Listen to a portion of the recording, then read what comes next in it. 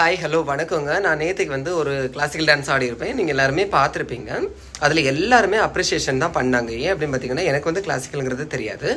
So இருந்தாலும் ஒரு classical dancer கூட ஆடும்போது ஏதோ ஒரு விதத்தில் எல்லாருமே ஏற்றுக்கிட்டு பாராட்டியிருந்தீங்க. அதுக்கு எல்லாருக்குமே ரொம்ப நன்றிங்க. ஆனால் இவனுங்க ஒரு சிலர் வந்து பதறுவானுங்க. சொன்ன பார்த்தீங்களா, என்ன ஒருத்தர் பதறி இருக்கான் பாருங்க.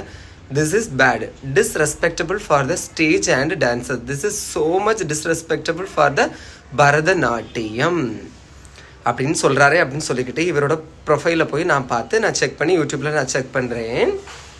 இவர் பரதநாட்டிய கலைஞராக. பரதநாட்டிய கலைஞர்கள் யாருமே சினிமா பாடல்களுக்கு ஆடவே மாட்டாங்க. ஜதிகளுக்கு மட்டும்தான் என்ன பண்ணுவாங்க, ஆடுவாங்க. சரியா? இவர் வந்து என்ன பாட்டுக்கு திரும்ப ஆடி இருக்காரு, பூங்கதவே தோள் தீரவா அப்படின்னு சொல்லக்கூடிய ரெட்டையர்த்தை வசனத்தில் தொடங்கக்கூடிய பாட்டுக்கு இவர் ஆடியிருக்காரு. இவர் எப்படி ஒரு பெரிய பரதநாட்டிய டான்ஸராக இருப்பார்? சரி, எனக்கு பரதம் தெரியல, நான் ஆடுறேன், அதையே நீ டிஸ்ரெஸ்பெக்டபிள் அப்படின்னு சொல்கிற. அப்போது பரதம் தெரிஞ்ச நீ என்ன பண்ணுற, பூங்குதவே தாழ்த்திரவா அப்படின்னு சொல்லிக்கிட்டு சொல்லக்கூடிய டபுள் மீனிங் பாட்டுக்கு நீ ஆடுற. அப்போ உன்னை வந்து எந்த டிஸ்ரெஸ்பெக்டபிளில் கொண்டு வைக்கணும்?